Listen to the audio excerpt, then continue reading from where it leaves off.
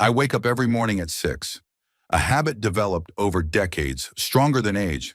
While others my age are complaining about insomnia or, conversely, fighting the urge to stay in bed until lunchtime, my internal clock works perfectly. 6 hours and I'm up and about, regardless of the weather, day of the week, or how I feel. My name is Rowan Barrington. I'm 73 years old, a widower, and the owner of Barrington Antiques, a small but highly respected business in Greenfield. Nothing impressive to the outsider's eye, just an antique shop in the old part of town. But to those in the know, it's a place of power where collectors from all over the East Coast come to visit. After waking up, I do some simple calisthenics, nothing too complicated, stretching, a few bends and squats. Then I take a shower, always finishing with cold water. I dress carefully, good pants, a shirt, sometimes a tie, even if I'm not going out. My late wife Yvette always said that a man should dress with respect for himself, and I have kept that tradition even 11 years after her passing. Breakfast is the same: oatmeal on water, toast with a little butter, a cup of strong tea. During breakfast, I watch the news on my tablet. I have mastered modern technology without difficulty, to the surprise of many, including my son Elliot. For some reason, he thinks a man my age should be afraid of anything with a screen and buttons. Perhaps he's just comfortable thinking that way. At 8 o'clock, I'm already at my shop. Even though we technically open at 10, those 2 hours are the most productive of my day. I'm checking new arrivals, answering emails, planning auction strategies. My business has long since outgrown the confines of a simple antique shop. Barrington Antiques is a network of connections around the world, participating in major auctions and consulting for museums and private collectors. In the digital age, the physical location of a business matters less and less, and a small greenfield no longer limits my options. By 10 o'clock, Pearl Overholt, my assistant for the past 15 years, arrives. An amazing woman of 62 with a phenomenal memory for detail and the handwriting of a calligrapher. In a world obsessed with youth, many people wonder why I don't hire someone younger. The answer's simple. Loyalty and experience are more valuable than youth and ambition. Pearl knows the histories of all the significant items that have passed through our hands, remembers the habits and preferences of each regular customer. "Good morning, Mr. Barrington," she says, hanging her coat on the hook by the door. "Mr. Inskip called about that amber box. He's offering 1,000 more.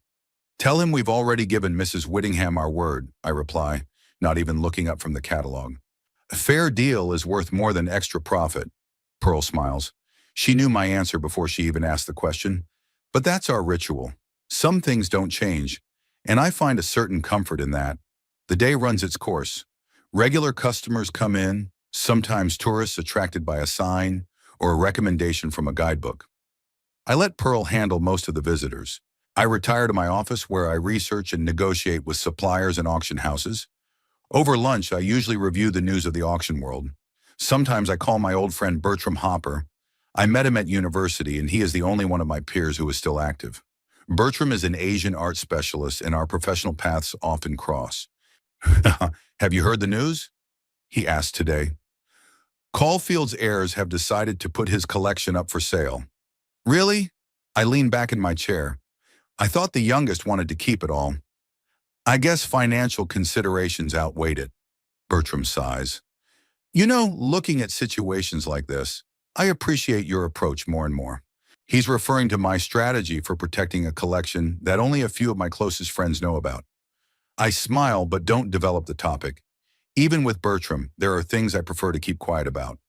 After 5 o'clock, Pearl leaves, and I often stay until 7 or 8 in the evening. Paperwork, planning future acquisitions, sometimes secret meetings with confidants. In the antiques business, reputation and confidentiality are most important, especially when it comes to items with questionable ownership history or political significance. When I get home, I cook myself a simple dinner. Sometimes I watch documentaries or listen to classical music. Yvette loves Chopin, and now every time his nocturnes are played, I feel her invisible presence close by. My life may seem lonely, but it's not. I've simply learned to appreciate solitude. After a noisy childhood with a large family and a tumultuous youth, I find peace in the quiet of my home. Today that peace is broken by a phone call. The name Elliot pops up on my smartphone screen, and I feel my shoulders involuntarily tense. My only son rarely calls, and it usually means trouble. Yeah. Hey, Dad. His voice sounds strangely chipper. How are you feeling? Fine, I answer with restraint. Did something happen? Why happened? He laughs. I just wanted to see how you were doing. I know that tone. It's what he used to say when he was a kid, when he broke a vase or got an F. It's what he used to say when he was young, asking for money for some dubious scheme. It's what he said when he came to apologize after missing his mother's funeral because of a party in Ibiza. I've known you for 39 years, Elliot. Get to the point. Pause. I hear him sigh. Okay, remember Lorelei? We decided to start a business together. A small cafe downtown with organic food and everything. It's very promising right now. Lorelei is his fourth wife, or is it his fifth? I lost count. Young woman with the looks of a model and the ambition of a chef.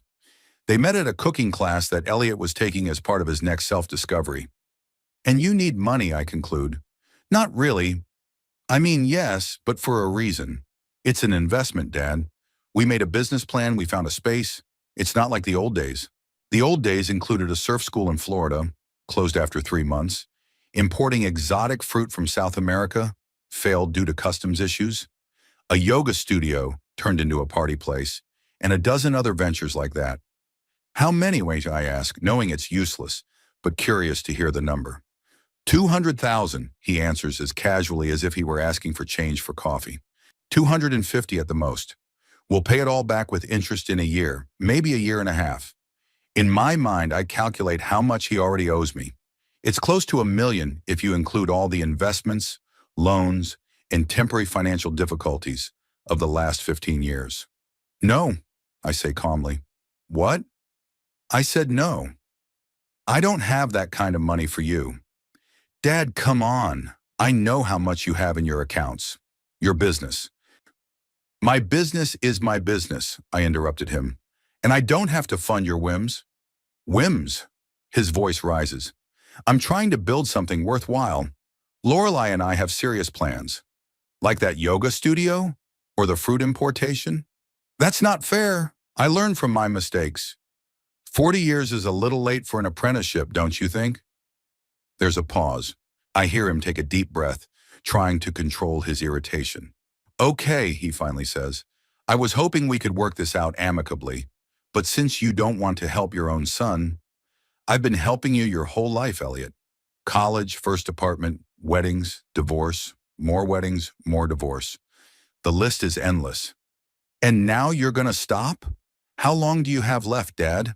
10 years? 15? Are you gonna take it all with you to the grave? That's the real reason for the call. Not so much a request for money, but a reminder of my mortality and his expectations of his inheritance. My son is a patient predator, waiting for the right moment to attack. Perhaps, I replied. Good night, Elliot. I hang up without waiting for an answer. My hands are shaking slightly, but not from fear or anger. It's more from the realization that I've made the right decision.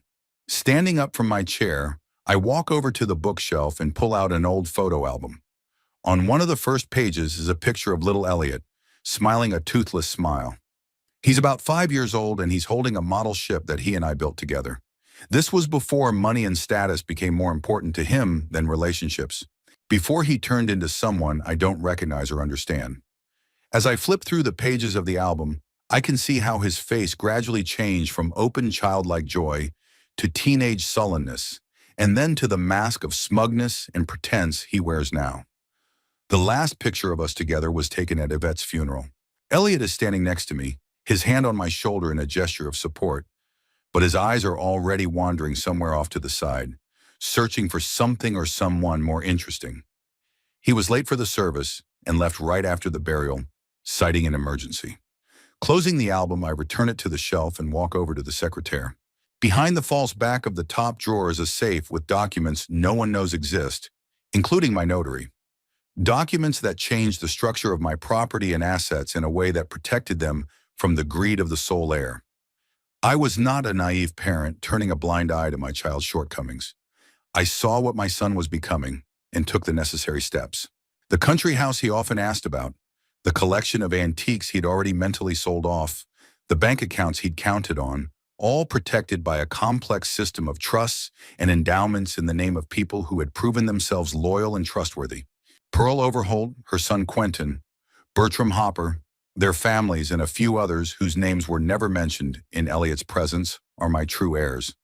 People who share my values and respect the labor put into creating what Elliot so flippantly considers his future fortune. Today's call only confirmed the correctness of my decision. I had long suspected that Elliot's patience was wearing thin. His attempts to extort large sums of money were becoming more and more persistent, and his interest in my health less and less genuine. I returned to my chair and poured myself a small brandy.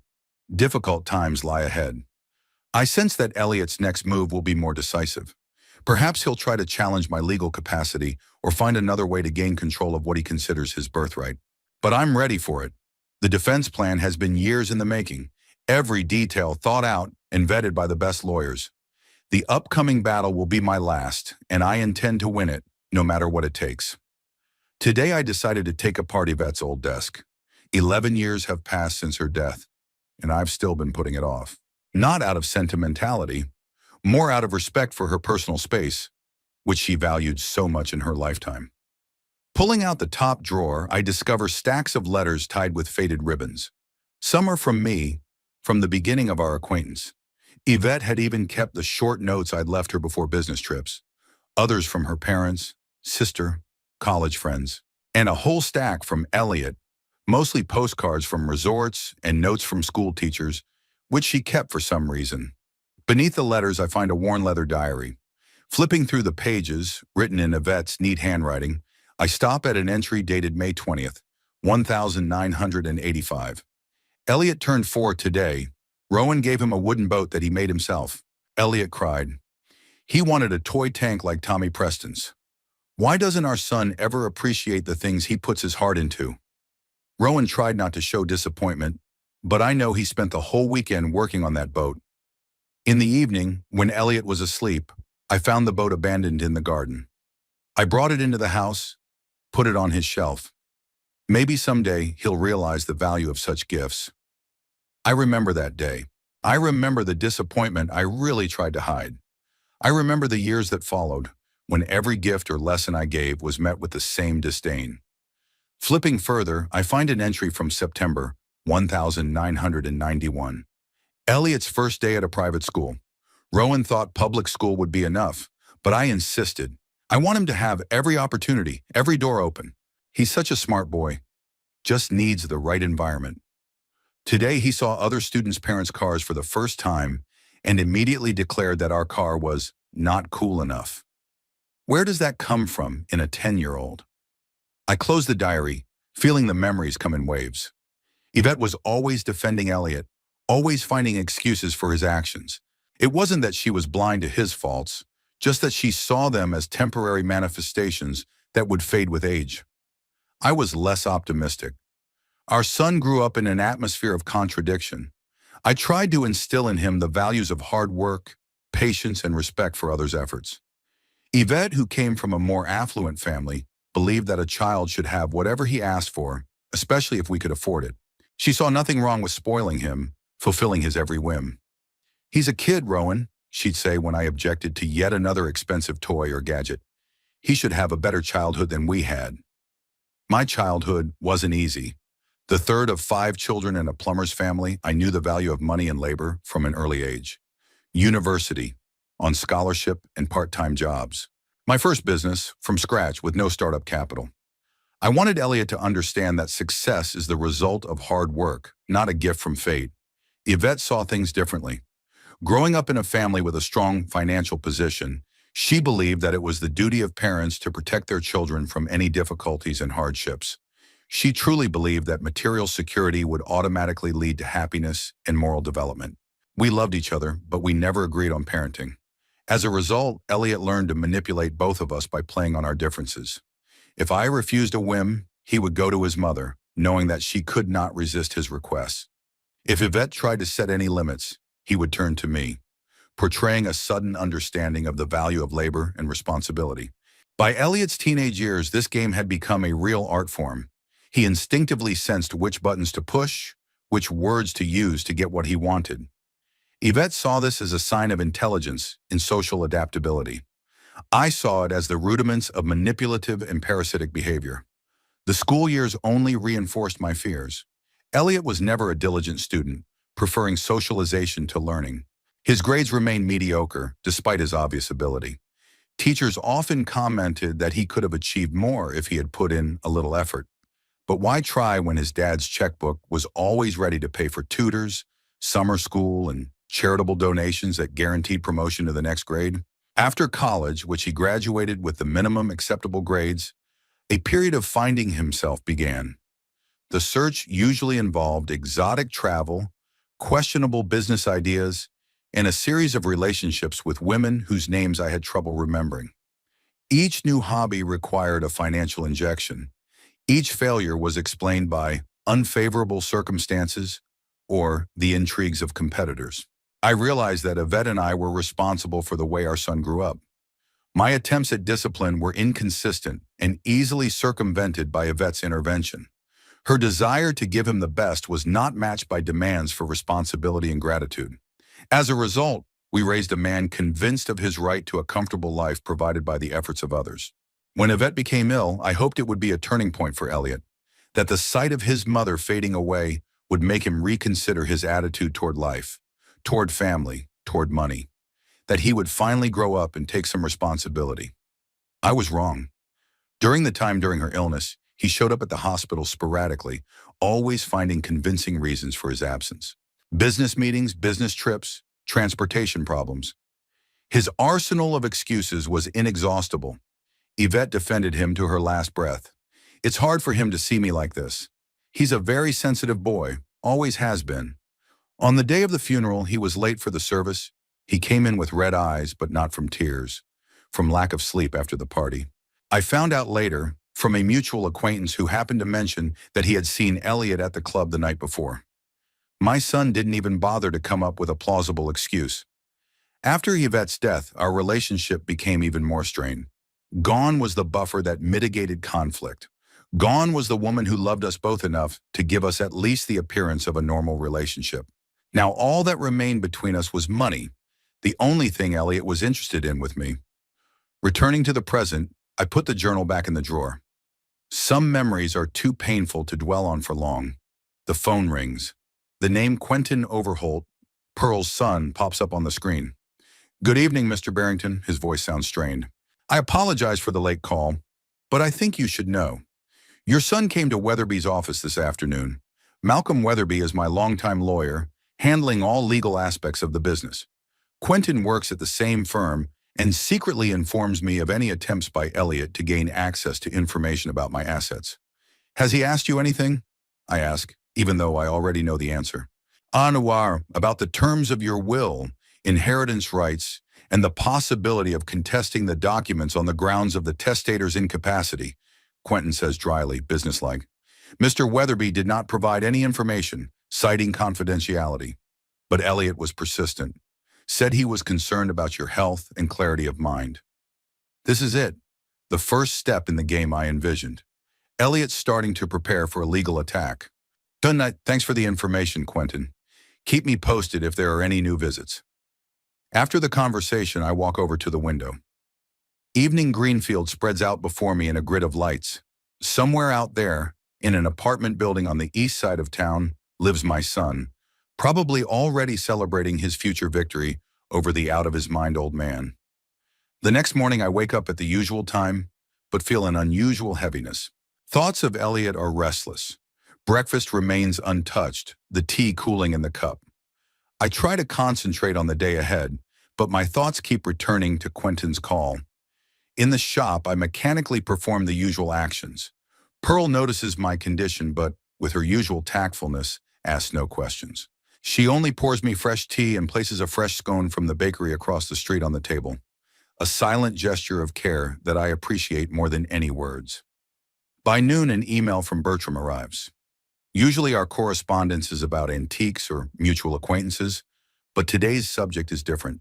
Strange call from your son. "Rowan, I hope you're doing well. Elliot called me yesterday asking about your health and behavior lately. Said something about strange decisions and unusual spending. I said, of course, that you were perfectly fine, both mentally and physically. He was clearly disappointed with my response. Be careful, my friend. Something tells me he's gathering evidence of your incapacity. Take care, B. The letter doesn't surprise me. Elliot is methodically interviewing everyone who has regular contact with me, gathering evidence for a future lawsuit, trying to find someone to corroborate his old man losing his mind story. He's out of luck. My real friends and colleagues know me too well and have observed Elliot's behavior for too long to believe his insinuations. But that won't stop him. His next step will probably be to try to bribe or intimidate those who are more vulnerable or less loyal. I thank Bertram for the information and assure him that I am in full control of the situation. That's not entirely true.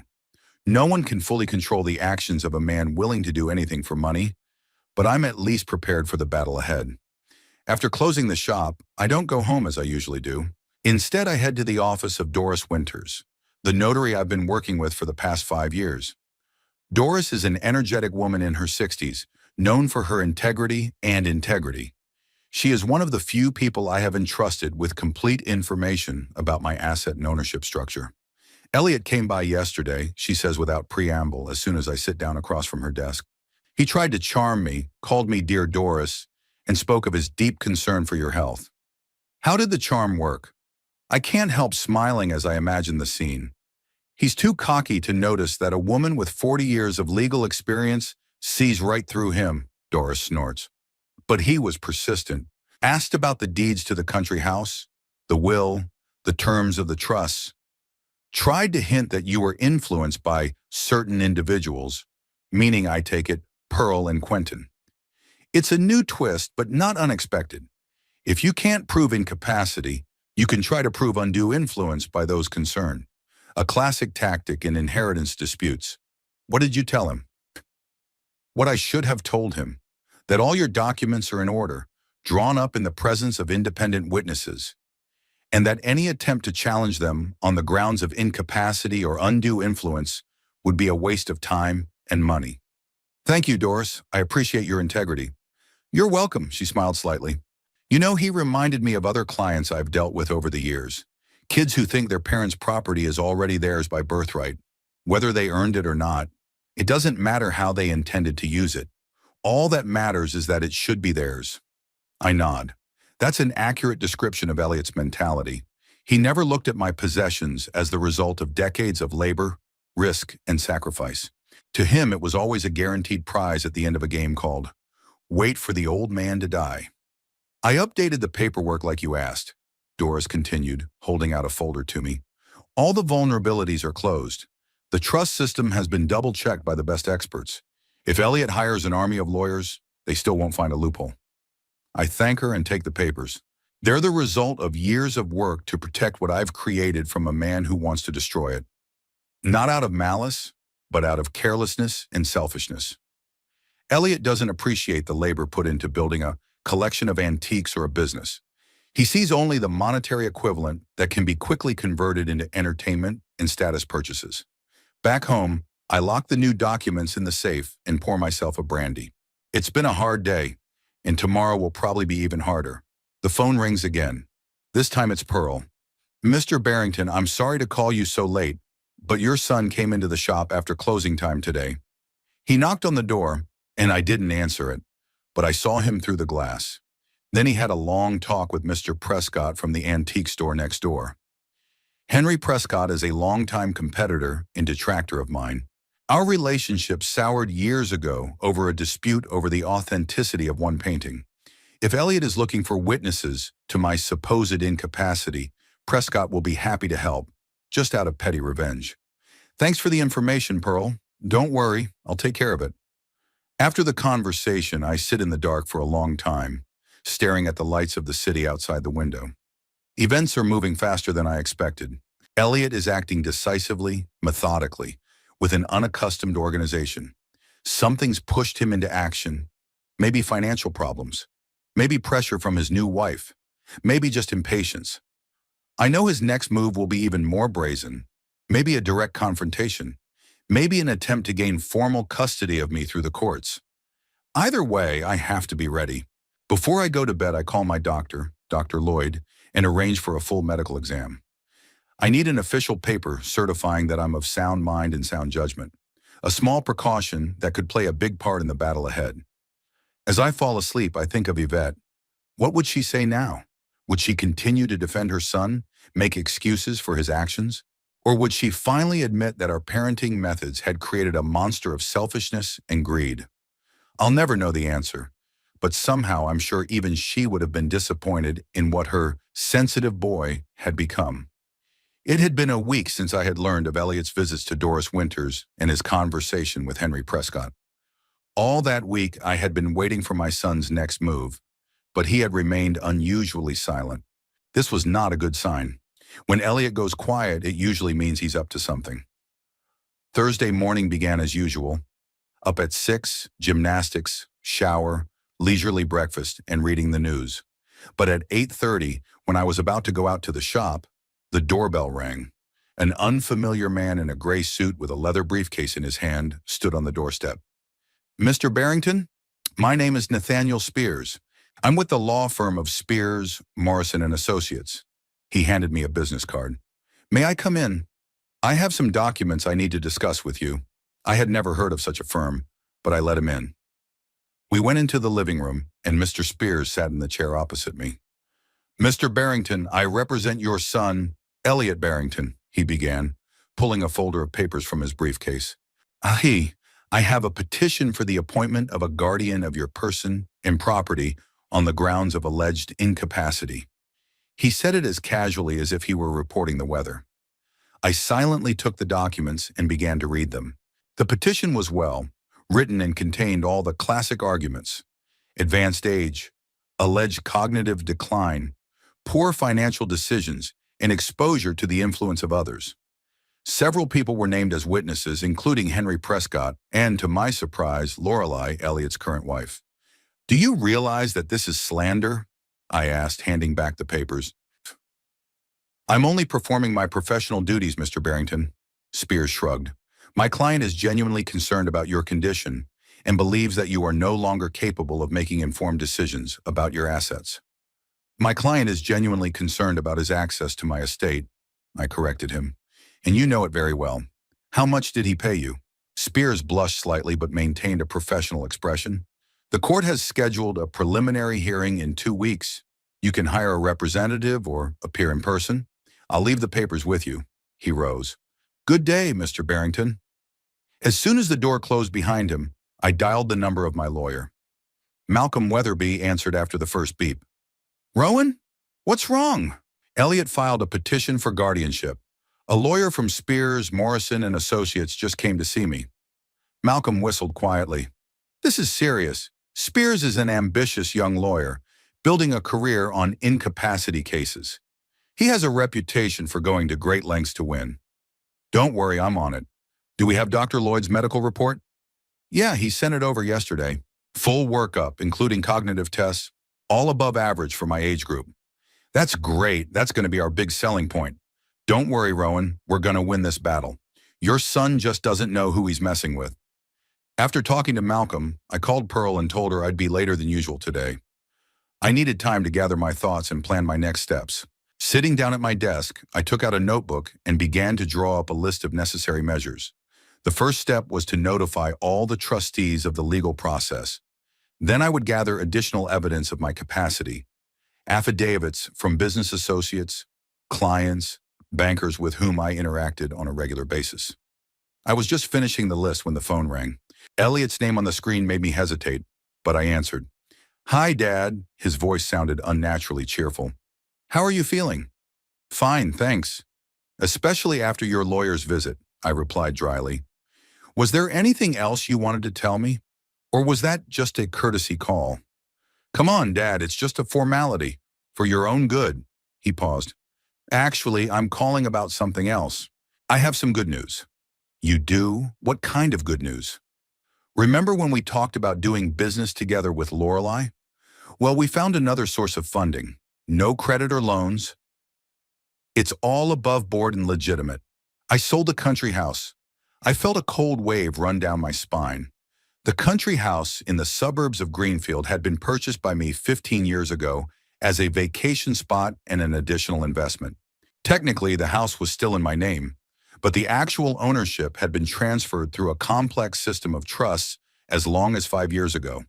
It couldn't be sold without my explicit consent. That's it, I said, trying to remain calm. And who was the buyer? Some construction company. They're planning to demolish the house and build a miniature golf club or something. Paid a very good price, I must say. Oh, I almost forgot, I also picked up your collector's car. That '56 Jaguar. Lorelei's client, a big vintage car fanatic, fell in love with it and offered me crazy money. He couldn't refuse. His every word was an elaborate provocation. He knew how much I cherished this car. A vintage Jaguar that I had restored with my own hands, spending years searching for original parts. Like the house, the car was legally protected from being sold without my direct involvement. Elliot, I said quietly but firmly, do you know exactly whose house and car this is? There was a pause. I could almost physically feel his confusion through the phone line. What do you mean? He finally asked. It's your house and your car. It always has been. Are you telling me you've checked the paperwork? Did you see the title deed in person? Or did you just assume that because I live there and drive that car, it must be mine? Of course I checked. His voice became irritated. They're registered to you. I saw the papers in your office when I visited last year. Those papers were just copies of old documents. I allowed myself a slight smile, though he couldn't see it. If you'd actually checked the actual property records, you'd know that the house had been owned by the Pearl Overholt Trust for the past 5 years, and the Jaguar's been registered to Quentin Overholt for 3 years. I'm just using the property out of their kindness. What? That's impossible. You're lying. See for yourself if you don't believe me. And by the way, when you explain the situation to your buyers, don't forget to mention that selling someone else's property without a power of attorney is fraud. A felony, by the way. I could hear Elliot breathing heavily. His plan was crumbling before my eyes. You couldn't have done it, he finally said. Why would you give your property to these people? They are nothing. They're just servants, employees. They are my friends and confidants. People who care for me not for money, but out of respect and affection. A concept I'm afraid you're completely unfamiliar with. This is nonsense. His voice broke into a shout. They're manipulating you, don't you see? They've somehow convinced you to give them everything that belongs to our family. That's exactly what I said in the petition. You're no longer capable of making rational decisions. That's an interesting interpretation, I said calmly, but the facts tell a different story. I didn't give them my assets, but created a system of trusts and contingent gifts that protect my assets from rash actions, including your attempts to embezzle them before their time. That's not fair. I'm your son, your sole heir. Biologically, yes, but in the last 20 years, you've never once shown the qualities I want to see in a man who will carry on my work. You've never any interest in business, any appreciation for the things I've collected, any respect for the labor that went into creating them. To you, my legacy is just a bag of money that can be quickly squandered on another whim. A long pause followed. I heard Elliot mutter something, perhaps consulting with someone nearby. Then his voice came back into the receiver, more controlled, almost threatening this time. You're going to regret this, old man. I'll contest every one of those trusts. Prove that you were incapacitated when you signed the papers.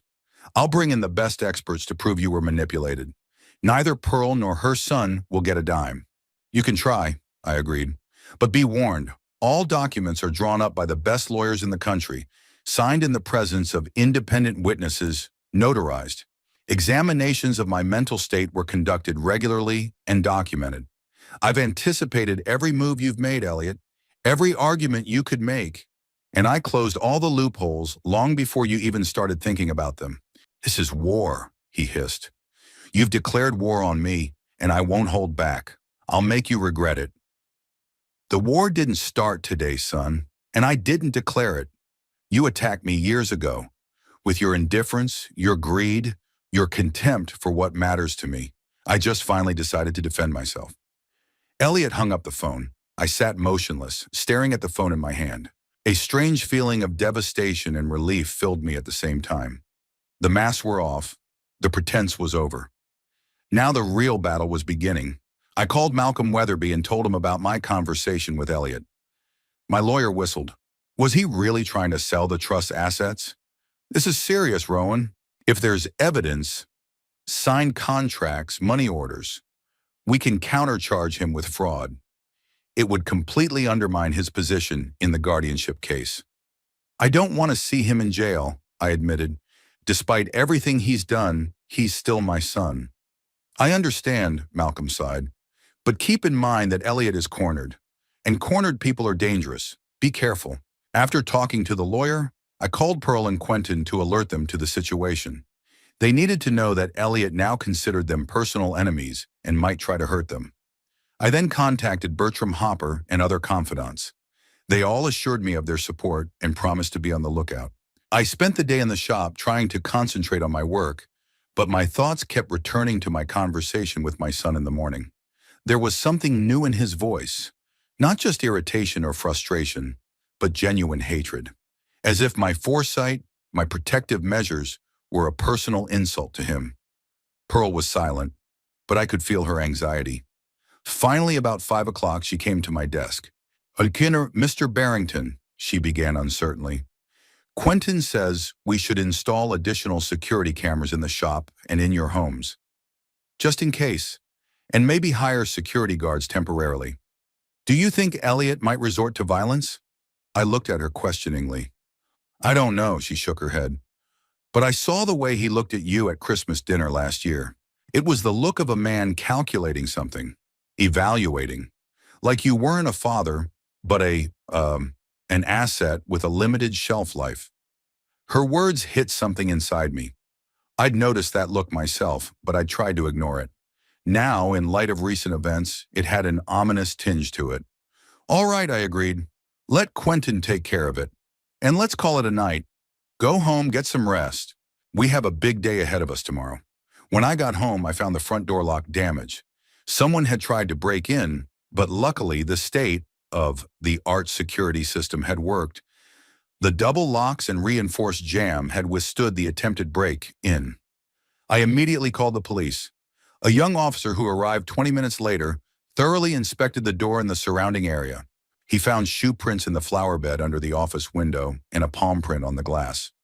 Looks like someone really wanted to get in, sir, he concluded, writing down the statement. Do you have any valuables that might have attracted the attention of the burglars? Jewelry, cash, artwork? There are some antiques in the house, but most of the real valuables are kept in special vaults, I answered.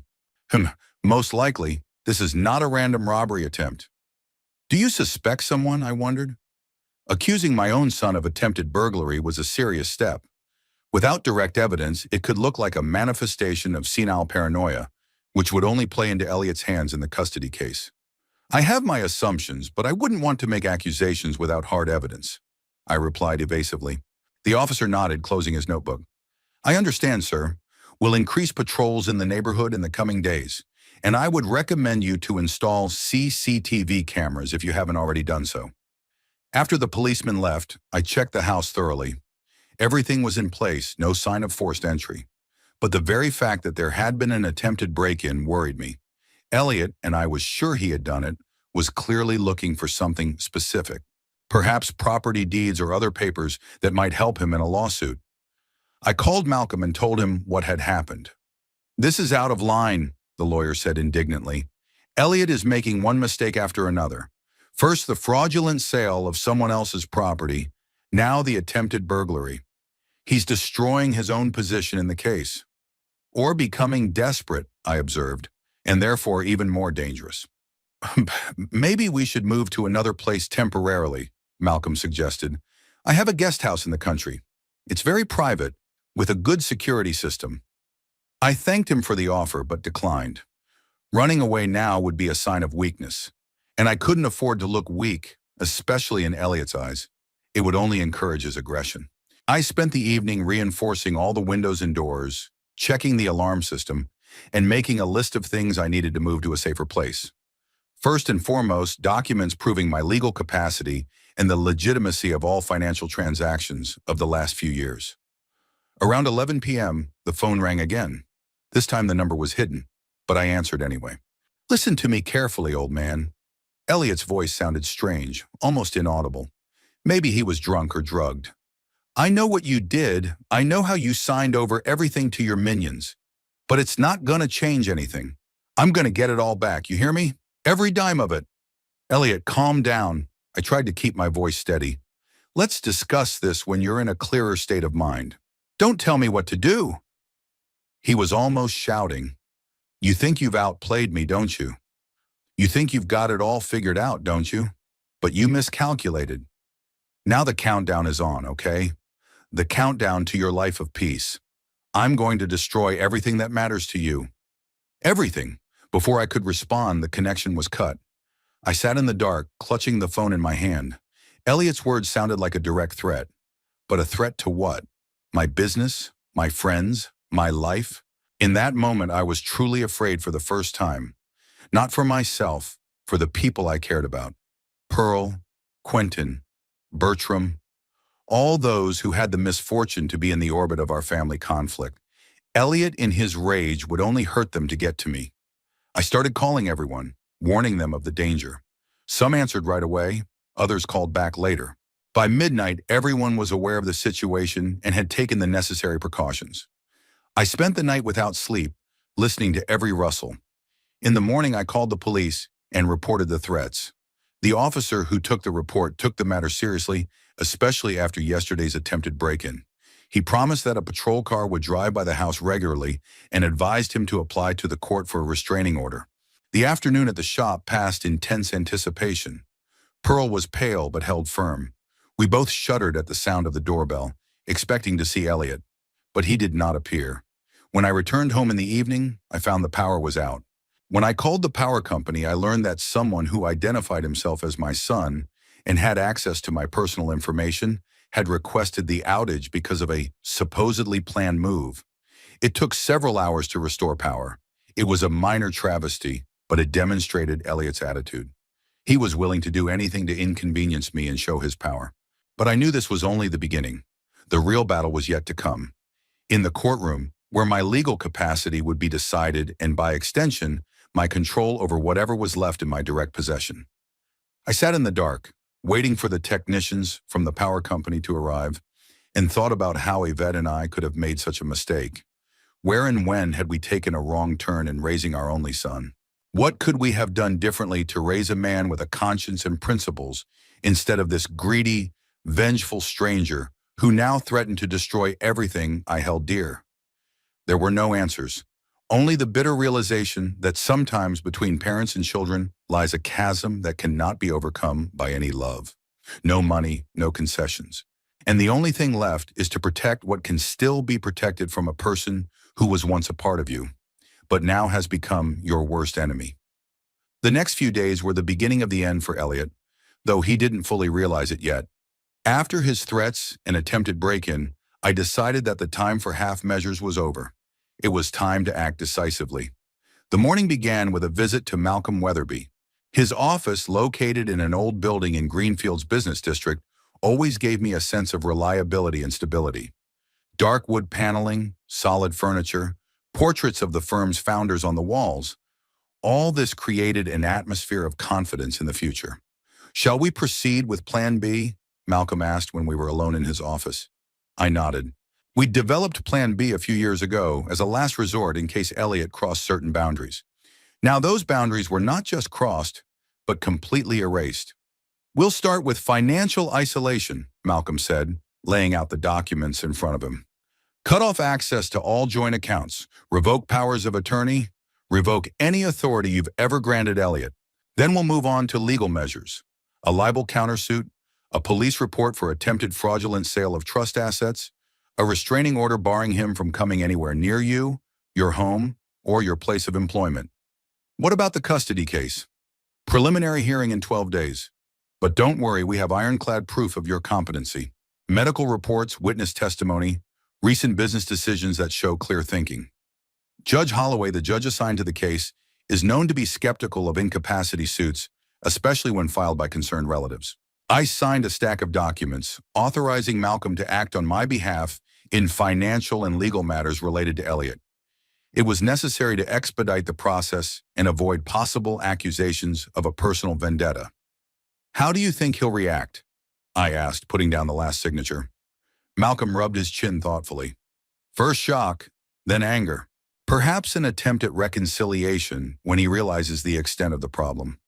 And then, if I'm judging his character correctly, desperate measures, perhaps new legal attacks, maybe even a public blackening of your reputation. Be prepared for foul play, Rowan. I nodded. Knowing Elliot, anything was to be expected. From Malcolm's office, I went straight to the bank. James Whitley, the manager of the local branch of First National, had been a client and friend of mine for over 20 years. He met me in his office, listened attentively to the situation, and without further question proceeded to carry out my orders. So, freeze all joint accounts, block credit cards issued in the name of Elliot Barrington, but linked to your accounts, cancel all automatic payments in his favor. James listed, entering data into the computer. Anything else? Yes, I want to be notified of any attempts to access these accounts, any requests for information, any activity linked to Elliot's name. Will do. Although I have to say, it's pretty drastic, Rowan. Are you sure you want to go to that much aggravation? He's tried to sell assets that don't belong to him, threatened me and my loved ones, filed for a declaration of incapacity to gain control of my assets. I'd say the aggravation has already set in, and not on my initiative. James shook his head. That's sad to hear. And yet, he's your son. Chidiyam. Biologically, yes. In every other way, he's a stranger I have to defend myself against. Next stop was the Greenfield Country Club, an elite establishment where Elliot liked to spend his time playing golf and networking with the rich and powerful of the town. I was one of the oldest members of the club, and my word carried weight. The conversation with the chairman of the board, Arthur Pemberton, was short and productive. Of course, Rowan, we will cancel his guest membership. Given the circumstances, it's the least we can do. And rest assured that neither of us will testify against you in court if it comes to that. I thanked him and went on with my list. By the end of the day, Elliot was cut off from every financial resource I'd ever provided him. Bank accounts, credit cards, season tickets, club memberships, even a streaming service account that I was still paying for some reason. Everything that could have been blocked was blocked. Everything that could have been revoked was revoked. It didn't take long for the effect to wear off. Around 6 p.m., when I had already gotten home, my phone exploded with a furious ringing. "What have you done?" Elliot shouted, not bothering to say hello. "My card isn't working. I can't withdraw money. They won't let me into the club. What kind of game are you playing?" "No game," I replied calmly. "I'm just organizing my finances like a man of my age should, separating my assets from liabilities I no longer consider necessary." "You can't do that. That's financial abuse." I almost laughed at the absurdity of that statement. Financial abuse? Elliot, you're a 40-year-old man. I don't have to pay your bills, sponsor your hobbies, or provide for your lifestyle. I've never had to. What I did before was a choice I've now reconsidered. You've put me in a terrible position. I don't even have money for gas. How am I supposed to pay my bills? The same way millions of people do every day, by working. It's an amazing concept, isn't it? You perform a useful function and someone pays you money to do it. You're a monster! His voice shook with rage. First you signed over the property to your minions, now you're cutting me off from my livelihood. What's next? You're going to disinherit me? Oh, I wouldn't worry about inheritance if I were you.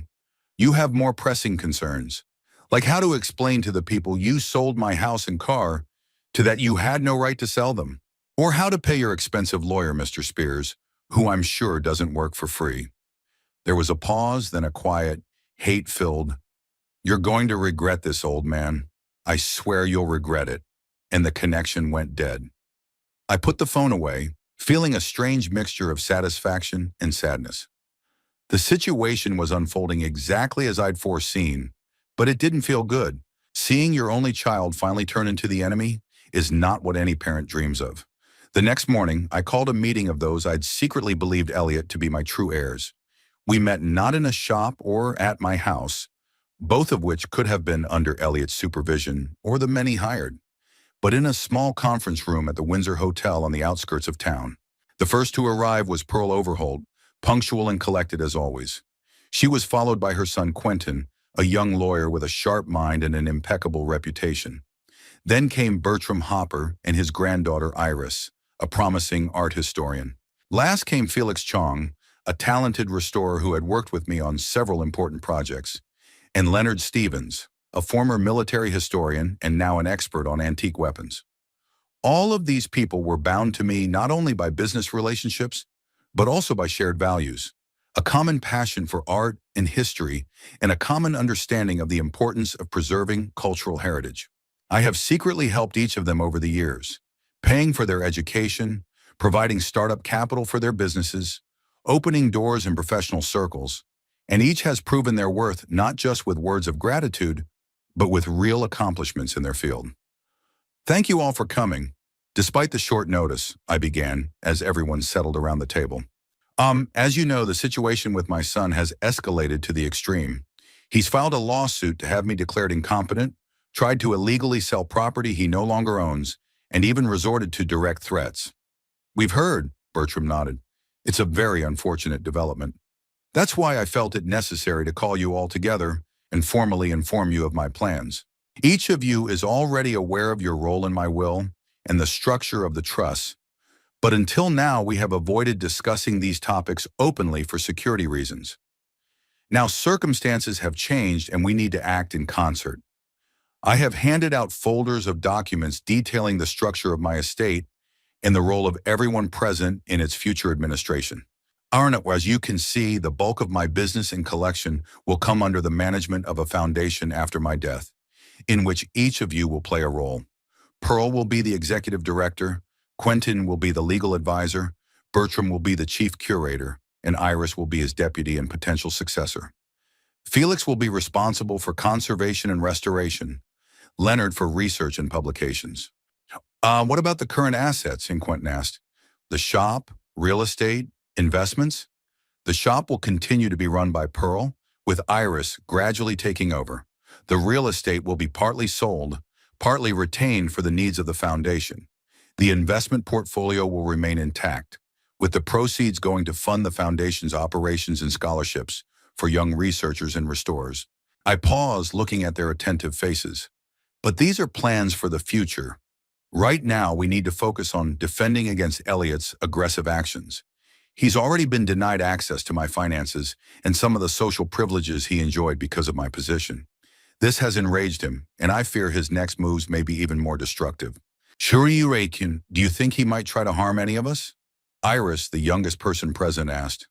I don't think he's capable of physical violence, I answered, though I wasn't entirely sure.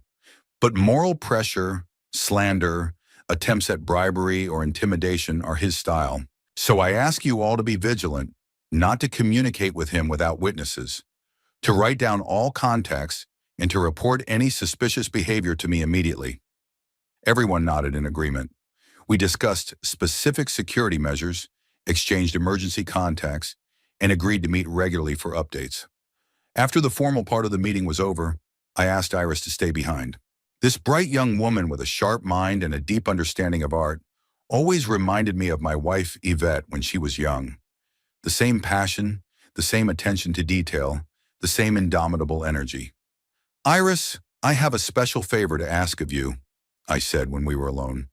In the basement of my house is a collection of rare books that I've collected all my life. It's not listed in any official registry, and only a few close friends know about it. I want you to take it into your custody. Why now? She asked, raising her eyebrows in surprise. Because Elliot knows of its existence and its value. If he really wants to hurt me, he might try to destroy what's precious to me. This collection is a part of my soul, Iris. I'm entrusting it to you because I know you understand its value in more than just monetary terms. She nodded silently, and in her eyes I saw an understanding that I had never seen in Elliot's gaze. An understanding of the value of knowledge, of beauty, of the history contained in the fragile bindings of ancient folios. When I returned home after the meeting, I found that someone had broken a window in my study. Inside, everything had been turned upside down. Drawers pulled out, papers strewn about, bookshelves emptied. Clearly, someone had been looking for something specific, not caring about the safety of the rest. I immediately called the police. The officer who arrived, the same young man as last time, carefully examined the scene, photographed the damage, took fingerprints from the window frame. "Can you identify what's missing, sir?" "Namri," he asked, filling out the report. I looked around. At first glance, nothing of value was missing. The computer was still there, and so were the antiques I kept in my office. But many papers had clearly been looked through, and some folders had disappeared. Some documents seemed to be missing. "I need time to do a full inventory." "I understand. If you find anything, let me know right away." "Do you have any idea who might have done this?" "I've been thinking. On the one hand, everything pointed to Elliot. On the other, it was dangerous to make direct accusations without evidence, especially in light of the upcoming incapacity trial. I have my suspicions, but I'd rather wait for the results of your investigation."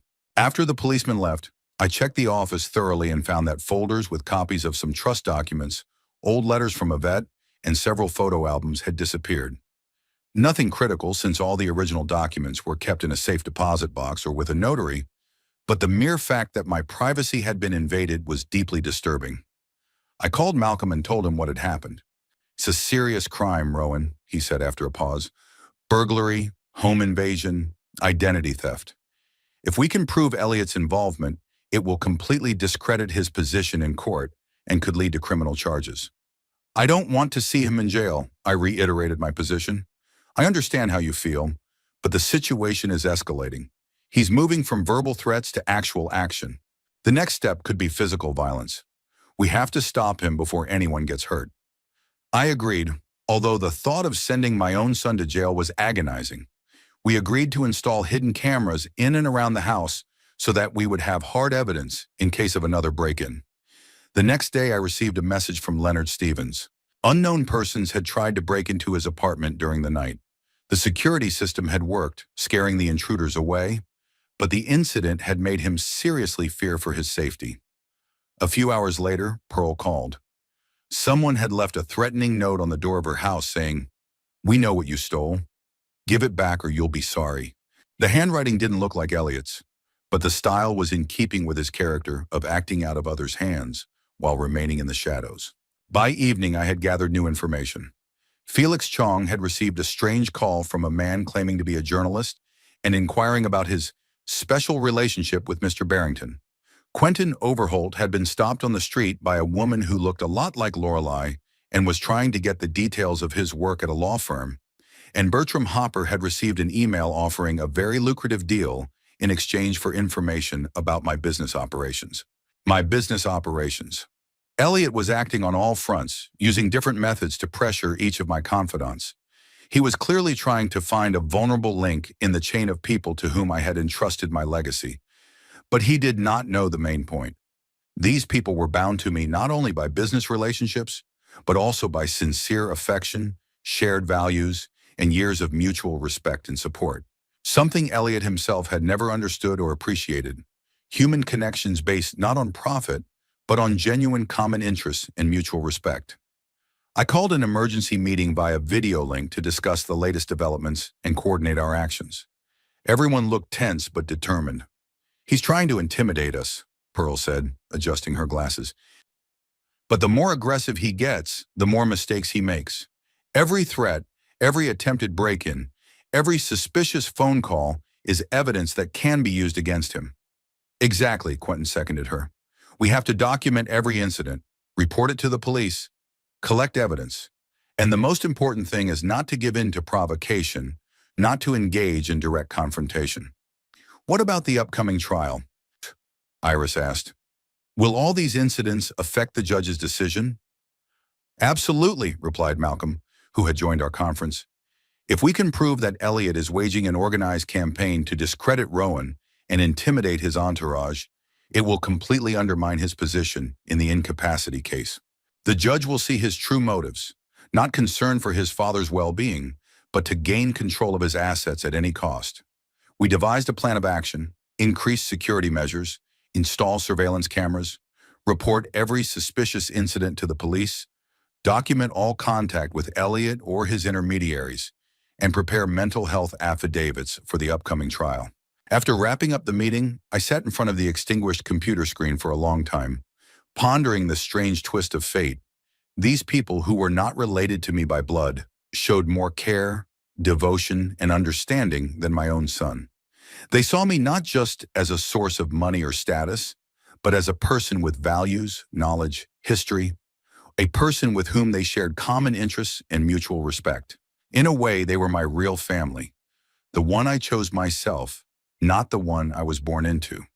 And for their sake, for the sake of preserving what we had built and valued together, I was willing to fight to the end, not backing down to Elliot's threats and provocations. The countdown of his carefree life had begun. Every day he sank deeper into his own greed and rage, cutting off his escape routes, burning the bridges that had once connected us, destroying the last vestiges of his father's love and patience. And I felt no joy at the sight, only a bitter determination to see it through to the end, defending what I believed in and those I trusted. The preliminary hearing was 5 days away. I sat in my office going over the reports from the private investigator Malcolm had hired to monitor Elliot. The reports painted a picture of a man on the brink of despair. My son had visited 4 law firms in the last week, 2 of which had refused to deal with him after learning of the circumstances. He has attempted to get loans from 3 different banks, but has been turned down everywhere due to his tainted credit history and lack of steady income. He was seen having lively arguments with Lorelei on the street and in the restaurant, which spoke of the tension in their relationship. On one occasion, he was seen leaving a pawn shop empty-handed, apparently trying to pawn something that didn't have enough value. The detective also noted that Elliot had become actively involved with people of dubious reputation, small-time crooks, fence smugglers, underground bookmakers. This information worried me the most. I knew that desperation could push a man to extreme measures, and I was afraid that Elliot might cross a dangerous line, beyond which a criminal offense began. A phone call rang. The number was unidentifiable, but I decided to answer it. Sorry, Mr. Barrington? The voice was unfamiliar, male, with a slight accent. My name is Rainer Duval. I represent Blue Horizon Investments. We're interested in purchasing some items from your collection. I had never heard of such a company, which in itself was suspicious. In a narrow circle of serious collectors and investors in antiques all know each other. What kind of objects are you interested in? In particular, your collection of medieval manuscripts and early printed books. Our client is prepared to offer a very generous sum, well above market value. Now I was sure it had something to do with Elliot. Very few people knew about my manuscript collection, and it was not publicly cataloged. Plus, an offer well above market value is always a red flag. And who is your client, Mr. Duval? A brief pause. I'm afraid I can't divulge that information at this stage. Confidentiality is very important to my client. I understand. Unfortunately, I don't consider offers from anonymous buyers, and my manuscript collection is not for sale. Perhaps you'll reconsider when you know the amount? There was a note of insistence in his voice. My client is prepared to offer $5 million in cash. The amount was indeed well above the real value of the collection, and offering cash is a clear sign of a dirty deal. My answer remains the same. The collection is not for sale. Good day, Mr. Duval. I hung up the phone and immediately called Iris to make sure the manuscripts that had been transported to her were safe. She assured me that everything was fine. The books were stored in a temperature and humidity controlled safe, and her apartment was equipped with a reliable security system. That same day, I received an email from someone named Sebastian Price, who introduced himself as a journalist who was supposedly writing an article about Greenfield antiques collectors. He asked for an interview and implied that he had already spoken to members of my family who had a lot of interesting things to say about my business practices. A clear attempt at blackmail. Elliot had apparently found someone willing to write a smear article based on his fabrications. I forwarded the letter to Malcolm, who promised to check whether such a journalist even existed, and, if necessary, to take precautionary legal action. In the evening, there was another call, this time from Lorelei, Elliot's wife. Her voice sounded tense, hysterical. Mr. Barrington, we need to talk. Elliot, he's been acting strange. He's coming home late. He won't say anything. I found a gun in his things. A gun, you know? This news really alarmed me. Elliot had never been interested in guns, and as far as I knew, he wasn't licensed. Did you report it to the police? No! She seemed shocked at the idea. He's my husband. I can't. I just want this to stop. Couldn't you just give him some money? Enough so we can get out of here? Start over? I sighed. Lorelei was obviously scared, but I couldn't be sure this wasn't just another manipulation. Lorelei, if you're really concerned about your safety, go to the police. As for money, that avenue is closed. I'm willing to pay for Elliot's addiction treatment, if any, or psychotherapy, but direct financial support will only exacerbate the problems. You're a monster, she suddenly exclaimed, shifting from pleading to accusation. You've ruined our lives. Elliot is right about you. You're a ruthless, selfish old man who takes pleasure in manipulating people. Manipulating? Interesting characterization from a man who just tried to use fear for safety to bilk me out of money. She hung up without further comment. I called the detective and alerted him to Elliot's possible possession of a gun. That was a game changer. Now it wasn't just financial fraud or legal tricks, but a potential physical threat. The next morning, Pearl met me at the shop with an anxious expression on her face. Mr. Barrington, I saw Elliot on my way to work. He was standing in front of the building, and he was just, watching. Didn't approach, didn't say anything. Just watched. It was creepy. I nodded. Elliot was turning to intimidation tactics, trying to create an atmosphere of constant threat. Pearl and I checked the security cameras set up after the first incident, and we did indeed see Elliot standing across the street about 30 minutes before Pearl arrived. Just standing there looking at the building, just like she said. The recording was saved and sent to Malcolm as further proof of the harassment. We also reported the incident to the police, even though technically Elliot hadn't done anything illegal. In the afternoon, a letter arrived from Nathaniel Spears, Elliot's lawyer, offering an out-of-court settlement. The offer was surprisingly modest. Elliot would withdraw the incapacity suit in exchange for a lump sum payment of $100,000 and monthly maintenance of $5,000. A clear sign of desperation. Elliot's initial ambitions had obviously collided with reality. He had no chance of winning the incapacity case, and his financial situation was becoming increasingly critical. I discussed the offer with Malcolm, and we decided to decline it. Agreeing to any payment could be interpreted as an admission of some kind of guilt or obligation on my part, which would set a dangerous precedent. Toward evening, a visitor came into the shop whom I recognized at once, though I had seen him only in photographs.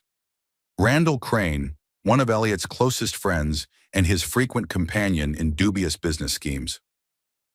Mr. Barrington, he extended a hand, which I deliberately ignored. What an honor to finally meet you in person. Elliot has told me so much about you. Nothing good, I'm sure. I looked at him without a smile. To what do I owe this visit? Crane pretended to look at the antique clock display case before answering. Things have gotten out of hand, don't you think? Family feuds, lawsuits, accusations. It's not good for anyone. I thought maybe I could mediate. Mediate what? I crossed my arms across my chest. As I recall, you don't have a law degree, and you're not a member of our family. But I am a friend of Elliot's, and I can tell you that he's desperate.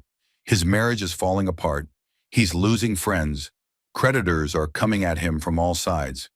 And how is that supposed to affect my decision? Crane lowered his voice, leaning closer.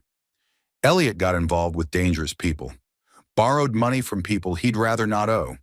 If he can't pay back what he owes, the consequences will be unpleasant. Are you trying to threaten me, Mr. Crane? Hun. I remained calm, though I was growing uneasy inside. If Elliot really had borrowed money from criminal elements, the situation could get out of hand faster than I'd realized. No! He held up his hands in a protective gesture. I'm just explaining the situation. Elliot is cornered, and cornered people sometimes do rash things. I care about him, and I care about you. Your concern touched me deeply, I said dryly. But the decision remains the same. No money for Elliot. If he's in danger because of his debts, let him go to the police. And I suggest you do the same, if you're involved in these dubious loans. Crane shrugged, his mask of friendliness gone. I was trying to help. Remember that when things get really nasty. After he left, I immediately contacted Malcolm and the detective with the new information. If Elliot really owed money to criminal elements, it changed the strategy. Now it was not just to defend against his legal attacks, but also to prevent possible physical threats. The detective promised to check Elliot's connections and find out how serious his debts were, and to whom exactly he might owe debts. Malcolm suggested increasing security measures and even considering a temporary move to a more secure location. That same evening, on my way home, I was pulled over by a patrol officer. It turned out my house alarm had gone off and neighbors had called the police. I rushed home accompanied by the officer and discovered the front door had been broken into. Inside, the house looked like the aftermath of a hurricane: furniture overturned, paintings ripped off the walls, books strewn about, dishes broken. On the wall in the living room, red paint read, "This is just the beginning." A police officer called for backup, and soon the house was filled with officers collecting evidence and fixing the damage. Apparently, the vandalism had been committed no more than an hour ago, and the perpetrator had probably fled when he heard the alarm. I stood in the middle of the ruined living room, looking at the pictures of my late wife strewn across the floor, the shards of antique vases, the tattered books, and felt not so much anger as deep fatigue and sadness. What had my son gotten himself to if he was capable of such things? Or were these really the dangerous people Crane had spoken of? The next few days became a real ordeal. The police stepped up patrols of the neighborhood. I temporarily moved in with Bertram, and my confidants took extra security measures. But Elliot seemed to disappear, not answering his cell phone, not showing up at his usual places. Not even his lawyer could get in touch with him. On the eve of the court hearing, Spears informed Malcolm that he was withdrawing the incapacity claim because of his inability to contact his client for further instructions. This should have come as a relief, but instead it caused even more concern. Where is Elliot? What had happened to him? That evening of the same day, I received a call from the police. Elliot had been found in a cheap motel on the outskirts of town, drunk and disoriented. They found a notebook with incoherent notes and a list of names, including mine and the names of all my confidants, with some kind of numbers against each one. He also had a gun, unregistered and apparently acquired illegally. Elliot was taken to the police station for a statement and medical examination. There it was found that he was under the influence of not only alcohol, but also drugs. They found traces of cocaine and antidepressants in his blood. I went to the station immediately, although Malcolm advised me to refrain from personal contact until all the circumstances were clear. But I had to see my son, to understand what was going on, to try to help if it wasn't too late. The Elliot I saw in the interrogation room only remotely resembled the elegant, well-groomed man he'd always tried to look like. Crumpled clothes, a few days unshavenness, inflamed eyes, trembling hands. He looked like a homeless man, not the man who had recently revolved in Greenfield's high society. "Why have you come?" he asked in a husky voice as I sat down across from him. "Did you come to admire your victory?" "I came to find out what's going on, Elliot. Where have you been? Why did you stop answering your cell phone? What do those lists and numbers mean?" He laughed, but it sounded more like a cough. "You wouldn't like the answer, Dad. Believe me, I wouldn't. Try explaining it to me. I'm here. I'm listening." Elliot looked at me with a long stare that was a mixture of hatred, despair, and something else. Perhaps the remnants of a child's need for his father's approval. "I wanted to destroy you," he said finally. "Not physically, no. Destroy everything that matters to you. Your reputation, your business, your precious confidants. I drew up a whole plan with numbers, dates, actions. I found people who could help for a price. I kept quiet, letting him talk. But you know what the funny thing is? I couldn't. Not because of morals or conscience, no. It just turned out that I didn't have the resources, the connections, or even friends willing to take a chance on me. All those people who smiled at me, drank my champagne, clapped me on the shoulder, they all disappeared as soon as they realized there was no more money." He laughed again, this time with obvious bitterness. "Lorelei left, said she didn't sign up for this life." Crane stopped answering the phone when he realized I couldn't pay him back. Even Spears, that pompous lawyer, politely hinted that he couldn't continue without payment. And Trevino. You know about Trevino? I nodded. His men found me, Elliot continued, rubbing his shoulder as if it hurt. Explained that a debt doesn't disappear just because I don't have the money. Suggested alternative ways of paying it off. You know what they were? I can guess, I said quietly. They wanted me to blackmail you, threaten you, maybe even physically harm you. If you still wouldn't pay, they'd, you know. I was desperate, Dad. I almost agreed. And then? He stopped talking, looking past me. Then what, Elliot? Then I realized I'd become exactly what you always thought I was. His voice grew quieter. Useless. A parasite. A man without dignity or principle. And you know what the worst part was? You were right. You were always right. I looked at the broken man in front of me and felt a strange mixture of bitter satisfaction and deep sadness. My plan had worked. Elliot had lost everything he'd hoped for. Money, status, support, even his illusions of self, importance. But the victory was Pyrrhic. In the process, I lost my son for good, and he lost himself. What now, Elliot? I asked after a long silence. I don't know, he shrugged. The police are talking about illegal possession of a weapon, possibly burglary and vandalism. Trevino still wants his money, and I've got nothing. No job, no home, no prospects. I can help with legal defense, I offered, and a rehab program if you really want to change. Elliot looked at me in surprise. Why? After everything I'd done? After all the threats? Because no matter what, you're my son, I answered. I won't give you money to live the way you used to. I won't let you manipulate me or threaten my loved ones, but I will help you get back on your feet if you're really willing to work on yourself. He lowered his eyes and I saw a tear roll down his cheek. I don't know if I can change, Dad. I really don't. No one knows for sure, I stood up, getting ready to leave. But trying is more than you've done so far. As I left the room, I felt a strange sense of relief. Not the joy of victory, not gloating over my enemy's downfall, but simply relief that the long, exhausting fight had finally come to an end. Elliot was defeated, but not destroyed. He still had a chance to start over, if he could find the strength to take it. And I could finally return to my life, to the people who shared my values, to the cause I loved. With the bittersweet satisfaction of justice restored, and the quiet sadness of what might have been if things had turned out differently. 3 months had passed since the day I'd seen Elliot at the police station. A lot has changed in that time. My son had avoided jail time thanks to a deal Malcolm had arranged, community service and a mandatory drug rehabilitation program in exchange for dropping the illegal gun charges. As for the debt to Trevino, I intervened, not out of pity for Elliot, but to protect my neighborhood from possible trouble. The debt was paid on the condition that Elliot would never again turn to such people for loans. Lorelei filed for divorce, taking the last valuables Elliot still had. His friends disappeared once they realized they could no longer take advantage of his generosity. He was left alone, living in a rented room on the outskirts of town and working part-time as a laborer for a construction company, the only place that would hire a man with a scandalous reputation.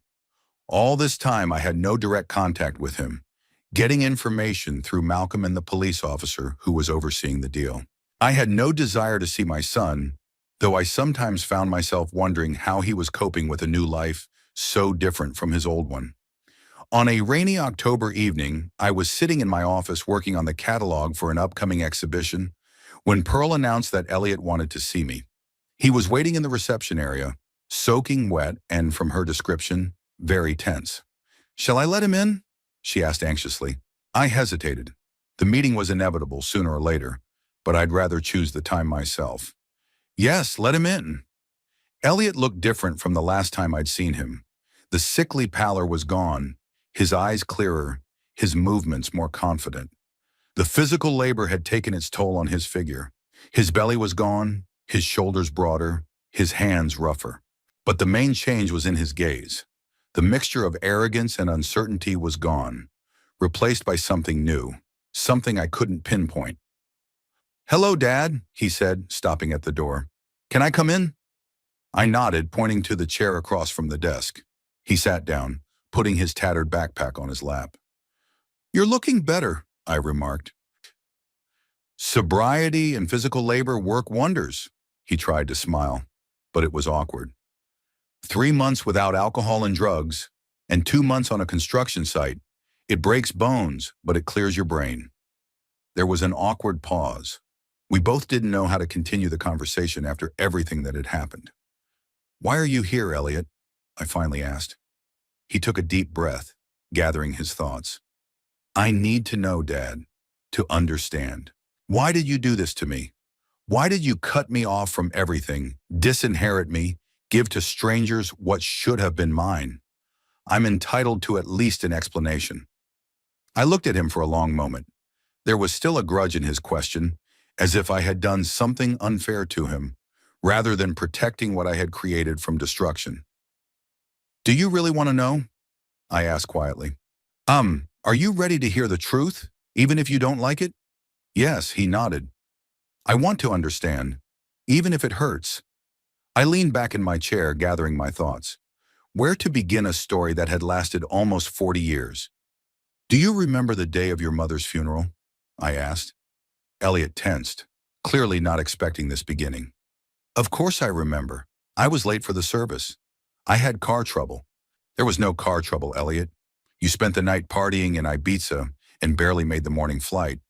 You lied to me. You lied to everyone at the funeral. But the truth got through to me anyway." His face flushed slightly, but he didn't deny it. "It was terrible of me, I agree. But did you disinherit me because of one offense?" "No, it wasn't one. It was the last straw, the moment when I finally realized that nothing was going to change. But it started much earlier." I stood up and walked over to the closet, pulling out a file folder. "You know what this is? The reports of the private investigator I hired when you were in college. Not to spy on you like you might think. To find out where the money I sent for your education was disappearing." I opened the folder and started listing. Parties in Miami when you were supposed to be in class. Expensive gifts for the girls you changed every month. Gambling. You lost $5,000 at the casino in one night. Money meant to pay for the semester. Drunken debauches, broken hotel rooms, bribing campus police to cover up incidents. Elliot listened with his eyes downcast. "I was young and stupid," he muttered. "Everyone makes mistakes at that age." "Mistakes, yes, but most people learn from them. You kept at it after college. All those business projects you asked for money for." I pulled out another folder. "Here are the reports on each of them. None of them lasted more than 6 months. Not one made even a minimal profit. You know why? Because they were just a front for your entertainment." "That's not true," he objected. "I did try. It's just that circumstances." "Circumstances?" I raised an eyebrow. "Or the fact that you were spending your investment capital on parties, designer clothes, and exotic travel instead of investing in business development?" "Elliot, I gave you chance after chance, hoping you'd grow up, start taking life seriously, learn to appreciate hard work and responsibility. But that didn't happen." I closed the files and went back to my desk. "When your mother got sick, I hoped it would be a turning point for you, that the sight of her suffering would make you reevaluate your life, your priorities, that you'd finally grow up." "I love Mom," Elliot said quietly. "It was hard to see her like that. So hard that you visited her in the hospital only 3 times during her 6 months of illness. So much so that the night before her funeral you partied in Ibiza." Elliot was silent, unable to find an answer. "After she died, I gave you one last chance," I continued. "I offered to work together, to explore a business that could be yours someday. You said yes, remember? You came to the shop for 2 weeks before you found an excuse to leave for an emergency meeting in Las Vegas. You came back from that meeting a month later, no money, but with another fiancé. Tamara," Elliot remembered.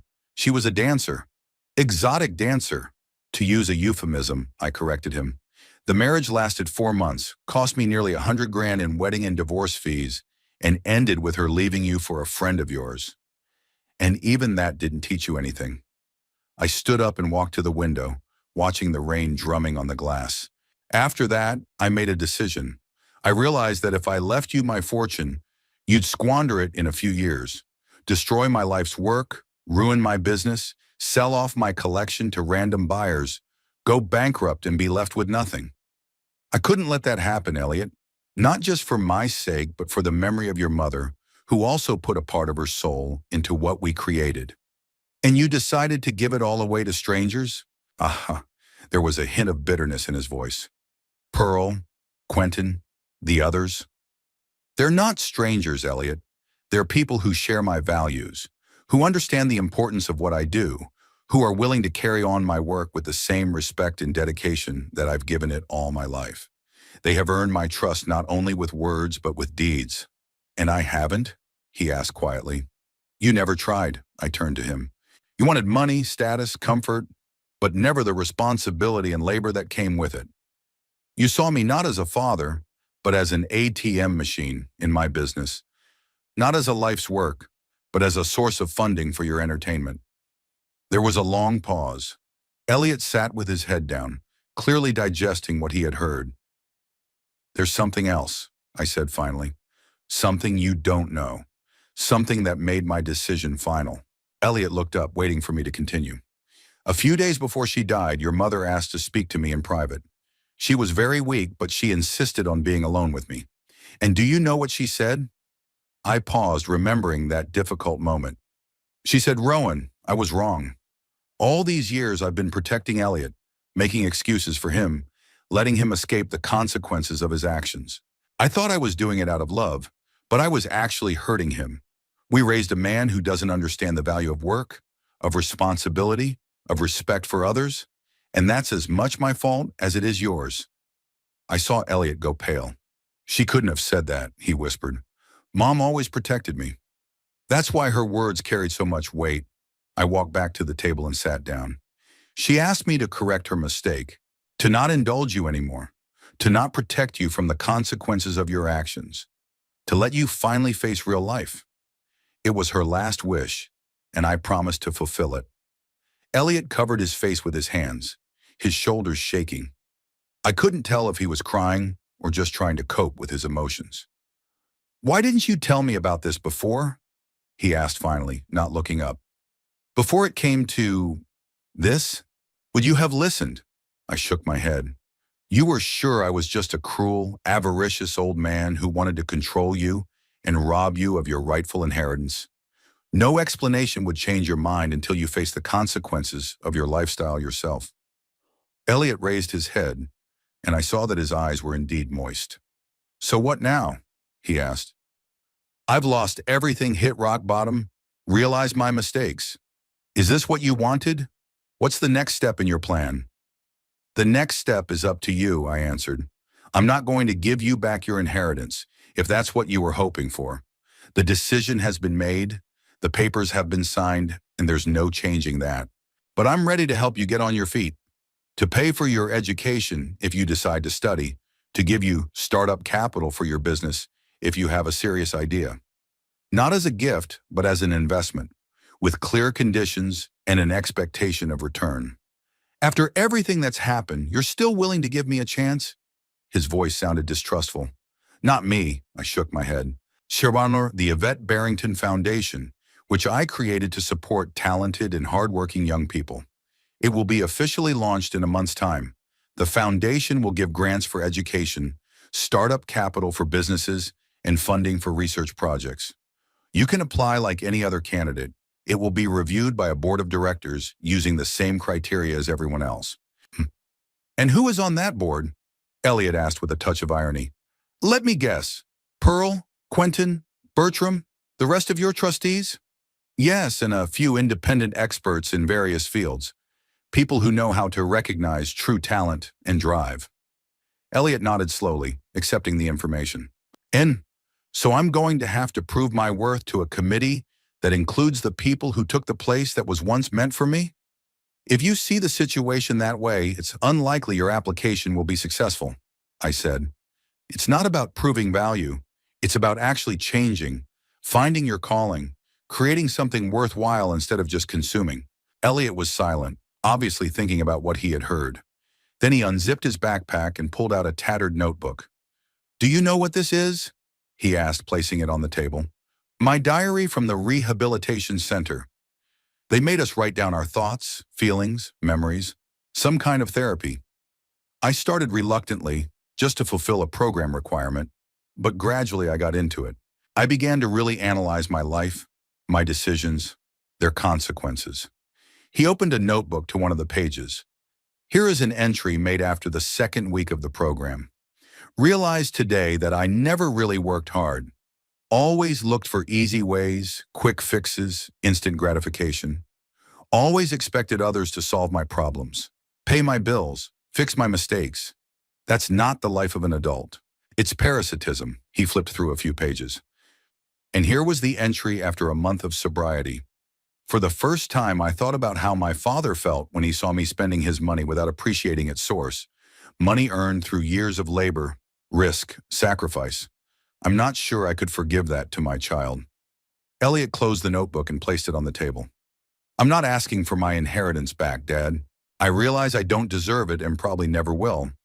I came here to tell you that you were right about everything and that I'm sorry, not just for losing money and comfort, for letting you and Mom down, for wasting so many years, opportunities, trust. I stared at him, trying to determine how sincere his words were. Was this another manipulation? Is he trying to play on my feelings again to get what he wants?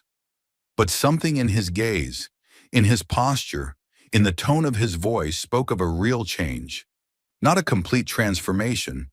Those things take time, but the first step on a long journey. Thank you for those words, I said at last. They are important to me. And if you are really serious about your desire to change, I would be happy to see your application to the foundation. No guarantees, no special conditions on a general basis.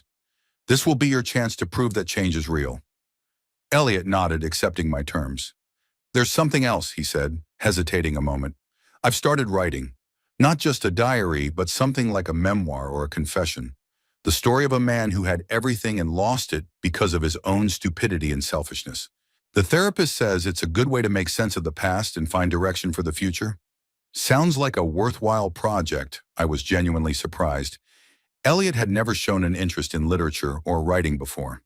I don't know if anything worthwhile will come out of it, he shrugged. But it's the first thing I've done in a long time that I'm not doing for immediate gain. Just because it helps me to understand myself and maybe help others avoid similar mistakes. He stood up, getting ready to leave. Thanks for listening to me, Dad, and for the truth, even if it was painful. Yeah, I'll be in touch. I'm up too. Take care of yourself, Elliot, and remember, real change takes time and constant effort. Don't give up halfway through. He nodded and headed for the door. But before he left, he turned around. You know what's ironic? Now that I've lost all rights to your inheritance, I'm beginning to realize its true value for the first time. Not in money or status, but in the hard work, the dedication, the passion for the cause you devoted your life to. In the legacy a person leaves behind, in the lives they have made a difference. With those words, he walked out, leaving me pensive. I went to the window and watched him cross the street in the rain, slouching and lifting the collar of his tattered jacket. So unlike the cocky, glossy man he'd been a few months ago. Broken, but perhaps finally finding his way to real adulthood. Turning back to the table, I noticed the notebook he'd forgotten. Had he left it behind intentionally or accidentally? I didn't open it, respecting his privacy, but put it in the desk drawer to return the next time I saw him, if there was one. That evening, I called Pearl, Quentin, Bertram, and the rest of the future board of directors of the Yvette Barrington Foundation. We discussed the final preparations for the official opening, the criteria for selecting candidates, and the application process. Do you think Elliot will actually apply? How many years? Iris asked when the formal part of the discussion was over. I don't know, I answered honestly. And I don't know if he's ready to do some serious work on himself and his future. But if he is, his application should be considered fairly, according to the same criteria as everyone else's. Everyone agreed to that principle. No favors, no prejudice, just an honest assessment of each candidate's ideas, plans, and potential. After the conversation, I sat in the silence of the office for a long time, reflecting on the strange twists and turns of fate. Not long ago, I was sure that Elliot was hopeless, that all my efforts to raise him were in vain, that he would never change. Now there was a tiny flame of hope somewhere deep inside, not for the return of the old relationship. Too much pain and betrayal stood between us, but for the possibility of a new one, based not on financial dependence, but on mutual respect and recognition of past mistakes. Taking the photograph of Yvette that stood on the table, I said quietly, "I've done all I can, darling. The rest is up to him." And it seemed to me that her smile in the photograph became a little warmer, as if she approved of my words and decisions. Like she was saying, "You're right, Rowan. You've kept your promise. Now let our son choose his own path." I put the photograph back in its place and went back to work on the exhibition catalog. Life went on, with new projects, new people, new opportunities, and with a sense of accomplishment to myself, to Yvette's memory, and to my life's work, which was now secure and had every chance of flourishing for years after me.